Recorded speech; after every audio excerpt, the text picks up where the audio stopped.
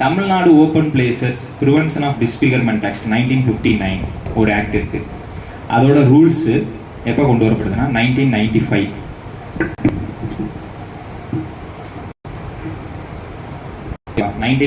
அதோட rules.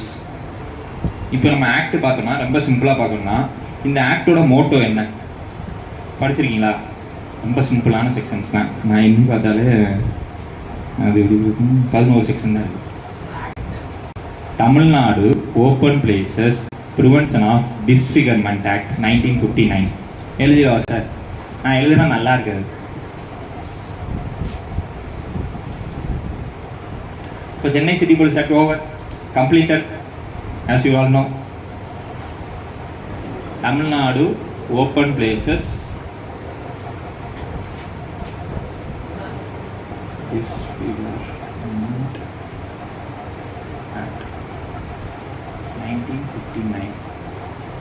Tamil Nadu open places prevention of disfigurement act. Prevention of disfigurement act இது மொத்தம் section 11 இருக்கு. இந்த 11 செக்ஷன்ஸையும் உங்களுக்கு படிக்க சொல்ல மாட்டேன். இப்போ நான் சொல்கிற செக்ஷன்ஸ் படிக்கணும். இது என்னன்னா ஒரு அட்வர்டைஸ்மெண்ட் இருக்குல்ல, உங்கள் வீட்டில் ஒரு அட்வர்டைஸ்மெண்ட் ஓப்பன் இது பண்ணாங்களா, அது அன்ஆத்தரைஸ்டாக இருந்தால் அது பனிஷ்மெண்ட் இருக்குது. அன்ஆத்தரைஸ் பனிஷ்மெண்ட் அதாவது இந்த இதெல்லாம் கட் அவுட் வைக்கிறாங்க, இது வைக்கிறாங்க, போஸ்டர் வைக்கிறாங்க, வித்தவுட் பர்மிஷன்ஸ் இல்லாமல் பண்ணால் தட் இஸ் அன் அஃபென்ஸ். 30 போர்டுன்னு ஒன்று இருக்கும். 30 போர்ட் ரூல்ஸ் தான் உங்களுக்கு கேள்வி கேட்கலாம். ஒன்று இதுலையோ இல்லை 30 போர்ட் ரூல்ஸ்லேயோ ஒரு கேள்வி கன்ஃபார்ம். ரெண்டையும் படிச்சிட்டிங்கன்னா கன்ஃபார்ம். ரூல் 4 தான் இருக்கும், ஆக்ட் 11 தான் இருக்கும். மொத்தம் 15 செக்ஷன். ஒரு கொஸ்டின் இருந்தால் படிக்க முடியுங்களா? படிச்சிருங்க. இதில் எனக்கு என்னன்னா மோட்டார் வெஹிக்கிள்ன்றது ஒரிஜினலாக இல்லை. மோட்டார் வெஹிக்கிள்ஸில் நீங்கள் ஒட்டினாலும் இட்ஸ் அன் அஃபென்ஸ்.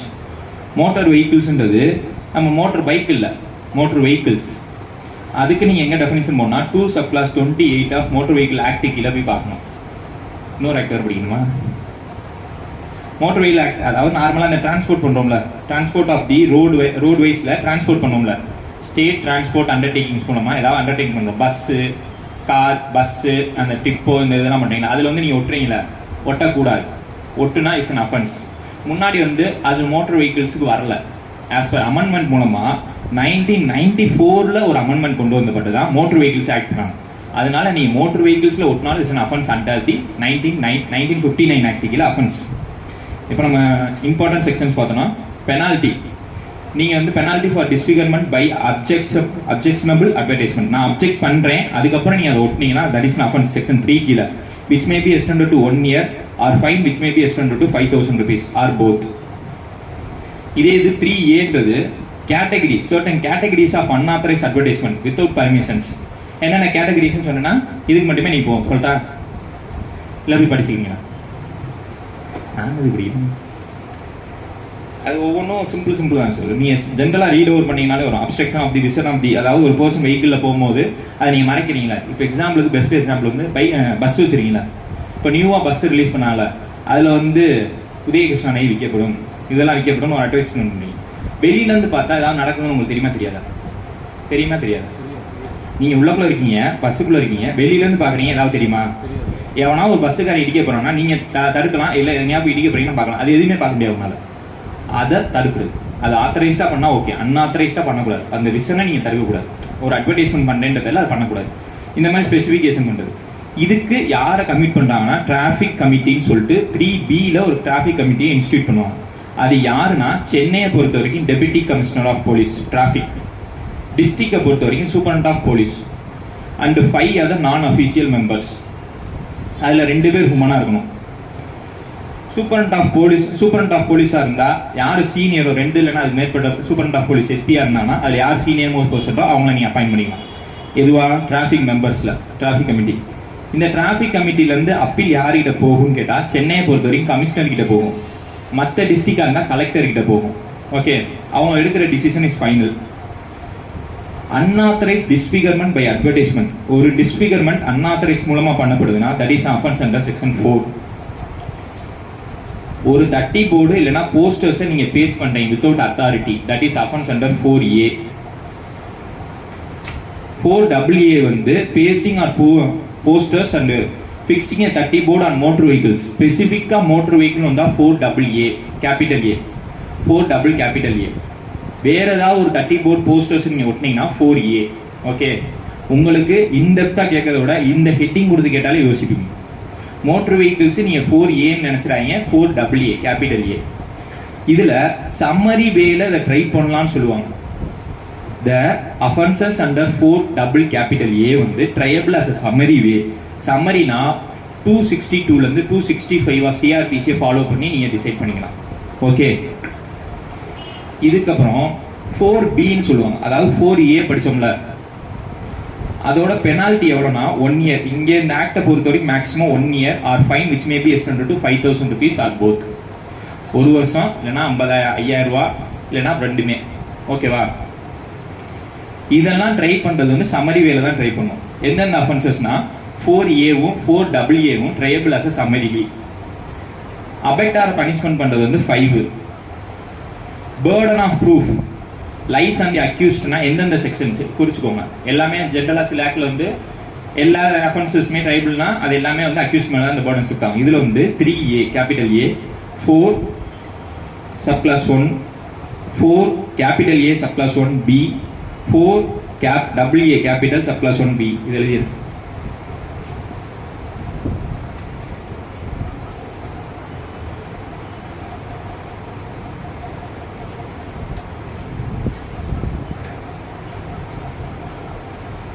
இதெல்லாம் அக்யூஸ்ட் கிட்ட நீ வந்து பேர்டன் ஷிஃப்ட் ஆகுது. இதை அந்த அக்யூஸ்ட் தான் ப்ரூவ் பண்ணும். யார் மேலே அந்த சார்ஜ் பண்ணீங்களோ அவர் தான் பேர்டன் ஷிஃப்ட் ஆகும். அது வரைக்கும் அவர் பர்மிஷன் இல்லாமல் தான் அந்த இதை வச்சிருந்தாரு, இதை ஒட்டினாருன்னு சொல்லிட்டு கோர்ட் ப்ரொசீட் பண்ணும். இந்த சார்ஜ் பண்ணினா எனக்கு பர்மிஷன் இருக்குன்னு ப்ரூவ் பண்ண வேண்டியது அவரோட வேலை. இதுக்கப்புறம் இந்த அஃபென்சஸ் வந்து காகின்சபிளா நான் காகின்சபிளா கேட்டால் இட்ஸ் அ காகின்சபிள் அஃபென்ஸ். செக்ஷன் 8 கீழே ரூல் மேக்கிங் பவர் என்னன்னா ஸ்டேட் கவர்மெண்ட் கிட்ட இருக்கு ஆஸ் அ ஸ்டேட் ஆக்ட். இது வந்து இன் அடிஷன் டு அதர் ஆக்ட்ஸாக தான் அஃபெக்ட் ஆகுமே தவிர is not over reading effect. Is act as addition to other acts. Act over rules போலாமா? எனக்கு தெரிஞ்ச இந்த ஆக்ட் மாத்திரமே 5, 6 மட்டும்தான். இதுல இருந்து 10 கேள்வி கேட்கலாம். நான் கேட்டேன்னா 3 ரூல்ல 10 கேள்வியா? இந்த இந்த ரூல் கேம் இன்டு ஃபோர்ஸ் எப்பனா 14th November 1995. அதாவது நாளைக்கு. இந்த ஆக்ட் வந்து எத்தனை வருஷம் ஆச்சு நீங்களே நோட் பண்ணிக்கோ. 1995ல வந்துச்சு. ஓகேவா? இது சிட்டி ஆஃப் மெட்ராஸ்க்கு மட்டுமே அப்ளை ஆகக்கூடியது. சிட்டி ஆஃப் மெட்ராஸ்க்கு மட்டுமே இந்த ஆக்ட் அப்ளை ஆகக்கூடியது. வேற எங்கேயுமே அப்ளை ஆகாது. இதை ஒரு கேள்வியாக கேட்கலாம். 2 கேள்வியாச்சா? 3வது கேள்வி. இதுக்கப்புறம் ஃபிக்ஸிங் ஆஃப் 30 போர்டு. 30 போர்டை நீங்க ஃபிக்ஸ் பண்ணா யாருக்கிட்ட பர்மிஷன் ஆகும்னு கேட்பாங்க. நார்மல் போர்டா இருந்தா commissioner of corporation of Madras.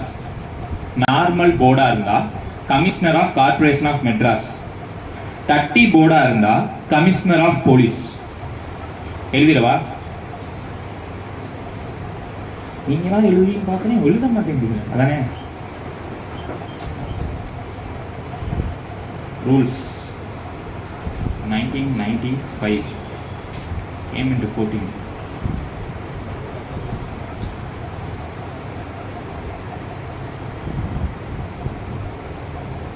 அதாவது நார்மல் எனி போர்ட்ஸ் இருந்துச்சுன்னா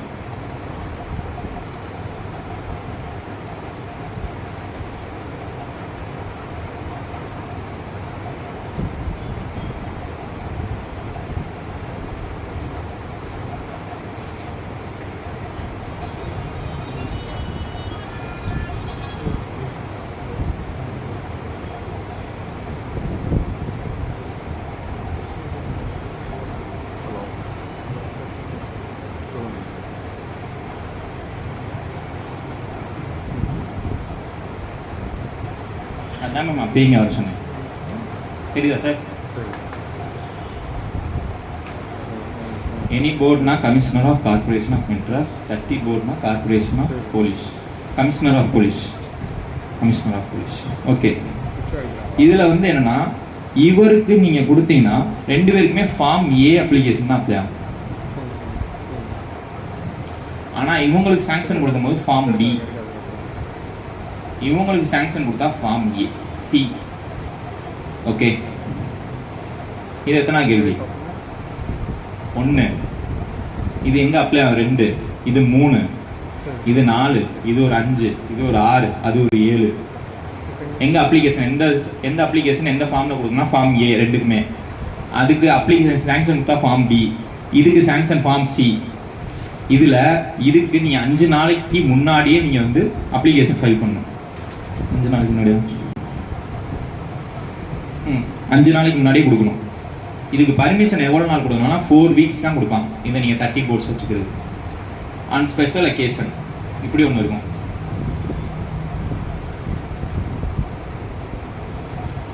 ஓகேவா? ஆன் ஸ்பெஷல் அக்கேஷன் நீங்கள் வந்து ஃபீஸ் பே பண்ணுறது பின்னாடி ஒரு ஸ்ட்ரக்சர் இருக்கும். ஆனால் not before the period not less than 5 days. 5 daysக்கு முன்னாடியே நான் அந்த மாதிரி 30 போர்டு வைக்க போகிறேன், இல்லைனா ஸ்பெஷல் அக்கேஷன் வைக்க போகிறேன்னு சொல்லிட்டு நீங்கள் பர்மிஷன் வாங்கணும். இதுனா முன்னாள் நாள் கூட நீங்கள் கேட்டு வாங்கிக்கலாம். இது 5 நாளைக்கு முன்னாடியே நீங்கள் சொல்லணும். அப்போனா தான் அதை அலோவ் பண்ணுவாங்க. இதை எத்தனை நாள் வைக்கலாம்னா 4 வாரம் தான் வைக்க முடியும். அது அந்த டைம் லிமிட் கிடையாது. இந்த மாதிரி கேட்கறதுக்கு வாய்ப்பு இருக்குது, குழப்பறதுக்கு. ஓகே, இப்போ இதோட ஸ்கொயர் மீட்டர்ஸ் சொல்லிட்டு டிஃபரன்ஷியேட் பண்ணுவாங்க. ஆஃப் ஸ்கொயர் மீட்டரா இருந்துச்சுன்னா ₹1.50 ஆஃப் ஸ்கொயர் மீட்டருக்கு, நாட் எக்ஸீட். ஆஃப் தாண்டி 1 ஸ்கொயர் மீட்டர்னா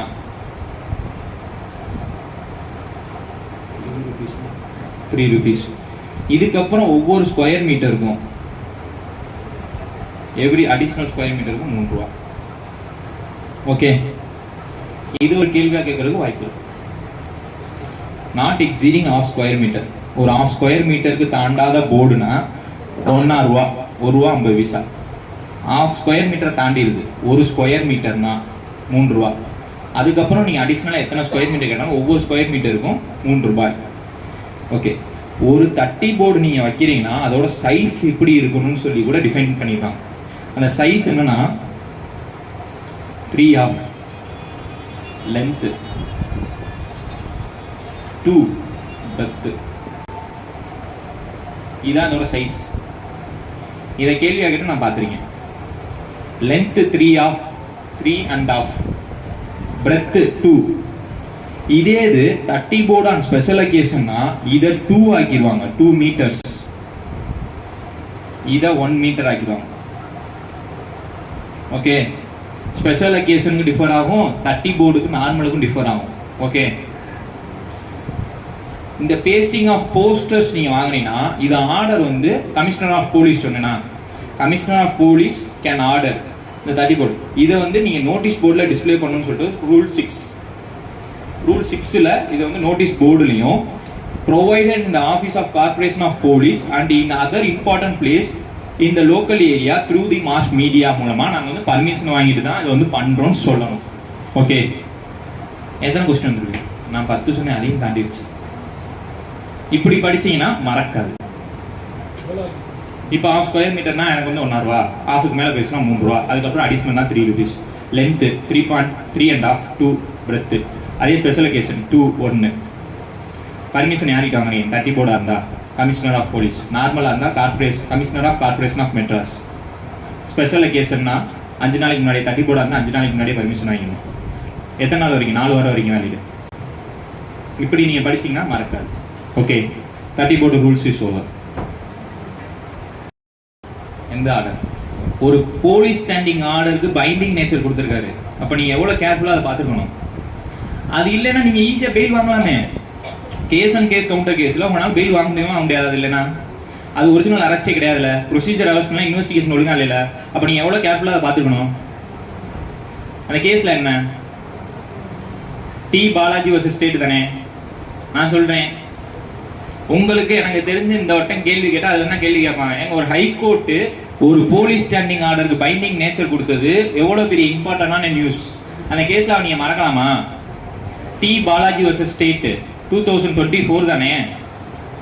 அவர் கைட்லைன்ஸே போட்டார். ஒரு போலீஸ் ஸ்டாண்டிங் ஆர்டரை நீங்கள் எப்படி ஃபாலோ பண்ணணும், அதுவும் கேஸ் அண்ட் கேஸ் கவுண்டர் கேஸாக இருந்தால் என்ன பண்ணுவீங்க? 2 எஃப்ஐஆர் ஃபைல் பண்ணலாமா, 2 இன்வெஸ்டிகேஷன் பண்ணலாமா, இல்லை ஒரே எஃப்ஐஆரா, 2 எஃப்ஐஆரா, இன்வெஸ்டிகேஷன் தனித்தனியாக பண்ணலாமா, இல்லை செப்பரேட்டாக பண்ணலாமா, ஒன் கம்பைன் டுகெதர் பண்ணலாமா, எவிடன்ஸ் எடுத்து எப்படி கொடுப்பீங்க, ஒன்று பாசிட்டிவ் இருந்தால் ஒன்று நெகட்டிவ் இருந்தால் என்ன பண்ணுவீங்க, 2மே பாசிட்டிவ் இருந்தால் என்ன பண்ணுவீங்க, இப்படிலாம் கேட்டாரு. படிக்கலையா? டைம் இல்லை. கொஸ்டின் அரங்க எடுக்கிறது டைம் இருக்கு, பார்த்துக்கோங்க.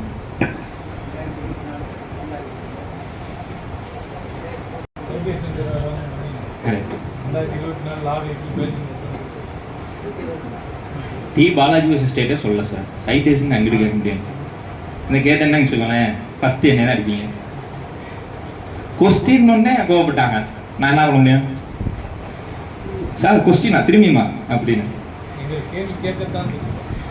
எங்களுக்கும் கேள்வி கேட்க தான் தெரியும். ஏன்னா நானும் மதுரக்காரன் தான். 566ல் அங்கே வருங்க, அவர் சைட்டேஷன் புக்கு கொண்டு தூக்கி தராரு உங்களுக்கு. நீங்களே யாராவது ஒரு ஆள் வந்து கேஸ் கேட்டுருவீங்க, கவுண்டர் கேஸ் கேட்டுருவீங்க, கொடுத்துருவோம்னு வச்சிருக்காரு. 566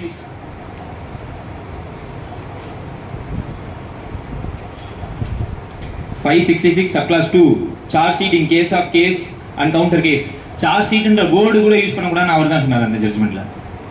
சார்ஜ் ஷீட் என்ற வேர்டை யூஸ் பண்ணாங்க, ஃபைனல் ரிப்போர்ட் என்ற வேர்டை யூஸ் பண்ண கடைசியில் பைண்டிங்ல ஒரு ஜட்ஜ்மெண்ட் கொடுத்துருப்பாரு.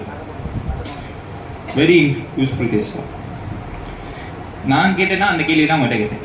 Which is police standing order deals about the case and case counter கேஸ்னா ஆஸ் ப்ராக்டிசிங்கோ ஆஸ் நீங்கள் அவைலபிளாக இருந்தீங்கன்னா நீங்கள் டக்குன்னு சொல்லுவீங்க. 566 subclass 2 போலீஸ் ஸ்டாண்டிங் ஆர்டரில் 566 subclass 2ல charge sheet in case of case and counter case அதை பற்றி டீல் பண்ணுது.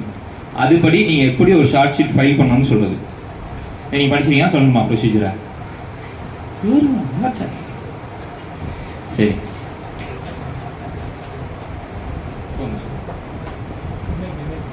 இன்னைக்கு போதுமா? அவ்வளோதான். Okay. In complaint and counter complaint obviously arising out of same transaction. ஒரு சேம் டிரான்சாக்ஷன். அது எப்படின்னா, நான் இப்படி ஒரு கிளாஸ் இருக்க நீ சத்தியமா அடிப்பீங்க, வெளியில போய் நீ அடிக்கிறீங்க, நான் போய் என் வீட்டுக்கு போய் என் ஆளுங்களை கூட்டிட்டு வந்து ரிட்டர்ன் உங்களை அடிச்சா இஸ் கேஸ் அண்ட் கவுண்டர் கேஸா இல்லையா? ராங். இந்த சர்க்கம்ஸ்டன்ஸ்ல இப்பே நான் அடிச்சா case and case counter case. நான் போனதுக்கு அப்புறம் இன்னொரு அஃபென்ஸ், இது இன்னொரு அஃபென்ஸ், ரெண்டுமே different offence. It's not a case and case counter case. அந்த இல்லஸ்ட்ரேஷன் அங்க அப்படியே ஆடுவோம். ஏ ஏவை பி அடிச்சிட்டாரு, பி போய் ஊர்ல போய் ஆளுங்களை கூட்டிட்டு வந்து ஏவை திரும்பி அடிச்சா not a case and case counter case இருக்காரு. அது வேற டிரான்சாக்ஷன், இது வேற டிரான்சாக்ஷன். ஓகேவா? சடன் ப்ரொவோகேஷன்ல சார் அங்கேயே நடக்கணும். சேம் டிரான்சாக்ஷன் என்ன, நீங்க கண்டினியூட்டி எங்க போவீங்க? விஜய் சேதுபதி மாதிரி சொல்லுங்க, நான் வேற எங்க அப்பா வேற, அது மாதிரி இது வேற அது வேற case. Not a case in case counter case கிடையாது. அதே டிரான்சாக்ஷன் நீங்க நடிக்கிறீங்க, நான் உங்களை அடிக்கிறேன், that is case in case counter case. நீங்க அடிச்சதுக்கு அப்புறம் நான் போய் இன்னும் 2 பேரை கூட்டிட்டு வந்து தான் அடிப்பேனா, that is different transaction. Okay. இங்க கம்ப்ளைண்ட் யூஸ் பண்ணிருப்பாங்க, நாட் a கம்ப்ளைண்ட், இன்ஃபர்மேஷன். இந்த கம்ப்ளைண்ட்னே நீங்க பார்த்தீங்கன்னாலும் information and counter information obviously arising out of same transaction. Same டிரான்சாக்ஷன்ல இருக்கணும். The investigating officer should to inquire into both of them and adopt one or other of the two courses to charge the cases where the police was aggressor. அதாவது ஒரு accused யார் அக்ரஸான்னு கண்டுபிடிக்க வேண்டிய வேலை தான் ஐஓவோட வேலை, கேஸ் அண்ட் கேஸ் கவுண்டர் கேஸ்ல. நான் உங்களை திட்டினால நீங்க என்னை அடிச்சீங்கன்னா நான் தான் அக்ரஸர். நீங்க வந்து என்னை அடிச்சீங்க, நான் உங்களை திரும்பி அடிச்சீங்கன்னா நீங்க தான் அக்ரஸர். யார் அக்ரஸான்னு பார்த்தா அவர் மேல தான் ஃபர்ஸ்ட் கேஸ் ஃபைல் பண்ணணும். 2 பேர்ல யாருமே தெரியலன்னா 2 பேர் மேலே நீங்க எஃப்ஐஆர் ஃபைல் பண்ணலாம். 2 பேர் மேலேயும் ஃபைல் பண்ணி 2 சார்ஜ் ஷீட் 2 எஃப்ஐஆர் கொடுக்க முடியுமாட்டா 2 எஃப்ஐஆர் பண்ண முடியும். 2 எஃப்ஐஆர் 2 ஃபைனல் ரிப்போர்ட் ஃபைல் பண்ண முடியுமா, ஃபைல் பண்ண முடியும். அதை டிசைட் பண்ணுற அதிகாரம் மேஜிஸ்ட்ரேட் இருக்கு. ஓகே. இவரோட வேலை யார் அந்த அக்ரஸார்ன்ற கண்டுபிடிக்கிறது. இதை ஒழுங்கா ஃபாலோ பண்ணல, 566 subclass 2 ஃபாலோ பண்ணலன்னா டிபார்ட்மெண்டல் ஆக்ஷனே அவர் மேல எடுக்கலாம். ஓகே. இதுக்கப்புறம் he should be placed before the court a definite case which he has to be accept. அந்த மாதிரி எல்லாமே பண்ணி இன்வெஸ்டிகேட் பண்ண சொல்றது. இதுக்கு அடுத்து fine choice either in goes difficult to charge one of the 2 cases or throw. எதை எடுத்துக்கணும் எதை த்ரோ பண்ண தெரியலன்னா ரெண்டுக்குமே நீங்க ஃபைனல் ரிப்போர்ட் ஃபைல் பண்ணலாம்னு சொல்றது subclass 3. சீக்கிங் த பப்ளிக் ப்ராசிக்யூட்டரோட ஒப்பீனியனை கேட்கலாமான்னு கேட்டா பப்ளிக் ப்ராசிக்யூட்டரோட ஒப்பீனியனை எல்லா சர்க்கம்ஸ்டன்ஸ்லையும் கேட்கக்கூடாது. உங்களால கண்டுபிடிக்க முடியல அப்படின்னா மட்டும் பப்ளிக் ப்ராசிக்யூட்டரோட ஒப்பீனியனை கேளுங்க. ஓகே. ஜென்ரலா பப்ளிக் ப்ராசிக்யூட்டரோட ஒப்பீனியனை கேட்கறதுக்கு உங்களுக்கு அதிகாரம் வழங்கப்படலை. எப்பயாவது உங்களாலையும் கண்டுபிடிக்க முடியல, போலீஸ் ஆஃபீஸர்னால கண்டுபிடிக்க முடியல, எந்த கேஸ் எடுக்க எந்த கேஸ் தூக்கி போடுறீங்கன்னா மட்டும் பப்ளிக் ப்ராசிக்யூட்டர் போங்க. எடுத்தோடனே கேஸ் அண்ட் கேஸ் கவுண்டர் கேஸ்னா பப்ளிக் ப்ராசிக்யூட்டருக்கு போகாதீங்க. நீங்களும் போலீஸ் ஸ்டாண்டிங் ஆர்டர் படிங்கன்னு சொல்லிட்டு இன்வெஸ்டிகேட்டிங் ஆஃபீஸருக்கு டைரக்ஷன் இருக்குது. இதை நீங்க ஃபாலோ பண்ணலன்னா இப்போதைக்கு நீங்க நிறைய பேர் வாங்கிருக்கலாமே, ஆளுக்கு ஒரு வீடு கட்டிருக்கலாம். என்ன சார் பெயில் நான் பேசலாம் சார், அங்கதானே நீங்க அந்த ஜட்மெண்ட் ஃபுல் பெஞ்ச் கொடுத்து மீறலாம், அவர் மேல ஆக்ஷன் எடுக்கலாம் சார். கடைசியில் மேஜிஸ்ட்ரேட் மேலே ஆக்ஷன் எடுக்கலாம் சொல்லி கேஸ்ல இருக்கு, அதே கேஸ் இருக்கு. நீங்க ஜட்மெண்ட் ஒழுங்கா படிச்சீங்கன்னா நீங்க மேஜிஸ்ட்ரேட்டை மிரட்டலாம், இல்ல மேஜிஸ்ட்ரேட் உங்களை தான் மிரட்டுவார். of the district act accordingly. A final report should be sent in respect of the case referred to a mistake of law, and the complainant or counter complainant, as the case may be, should be advised about the disposal of notice in the form number 9 and seek remedy before the specified magistrate if he agreed by the disposal of the case. அதாவது ஜென்ரலாக ஒரு charge sheet file பண்ணி ஒரு negative final report file பண்ணீங்கன்னா என்ன நடக்கும்? Notice to be de facto complaint கொடுப்பீங்க. De facto complaint என்ன பண்ணுவார்? ப்ரொடெக்ட் பெட்டிஷன் ஃபைல் பண்ணுவார். அந்த ப்ரொடெக்ட் பெட்டிஷனை வச்சு அவர் வந்து ஒரு கம்ப்ளைண்ட் கேஸை இன்ஸ்டியூட் பண்ணலாம். கரெக்டா? இது எங்க சொல்லுது? ஆமா, எங்க சொல்லுது? ஜட்ஜ்மெண்ட் கிடையாது. ஜட்ஜ்மெண்ட்டே நாங்க ஆக்டா மாத்திட்டோம், ரூலா மாத்திட்டோம். Criminal rules of practice rule 26 it was saying protect petition எங்கேயுமே ரெகக்னைஸ் பண்ணப்படல. கிரிமினல் ரூல்ஸ் ஆஃப் பிராக்டிஸ்ல 26ல தான் ரெகக்னைஸ் பண்ணப்பட்டிருக்கு. ப்ரொடெக்ட் பெட்டிஷன் உங்களால ஃபைல் பண்ண முடியுமா? De facto complaint can file. Yes, as per criminal rules of practice 26. மறக்காதீங்க. அங்கதான் நெகட்டிவ் ரிப்போர்ட் ஃபைல் பண்ண முடியும், அங்கதான் அதெல்லாம் சொல்லுவாங்க. அப்படி நீங்க வந்து ஒன்னு நெகட்டிவ் ஒன்னு பாசிட்டிவ் ஃபைல் பண்ணா அந்த நெகட்டிவ்கான ப்ரொசீஜரையும் நீங்க ஃபாலோ பண்ணணும், பாசிட்டிவ்கான ப்ரொசீஜரையும் ஃபாலோ பண்ணணும். அப்படிதான் நீங்க டிஃபேக்டோ கம்ப்ளைண்ட் நோட்டீஸ் கொடுக்கணும். அதுக்கடுத்து அவர் வந்து ஹியர் பண்ணதுக்கு அப்புறம் தான் நான் டிஸ்மிஸ் பண்ணுவேன். இதோட 210 ஆஃப் சிஆர்பிசியை குழப்பாதீங்க. 210 என்ன? Clubbing together. Clubbing together is differ from case and case counter case. நானும் நிறைய பீரியட் கேட்டிருக்கேன். கேஸ் அண்ட் கேஸ் கவுண்டர் கேஸை 210ஓட குழப்பறீங்க. 210 is differ from case and case counter case. Okay, ரெண்டுக்கும் வித்தியாசம் பார்த்துக்கோங்க. Okay, thank you.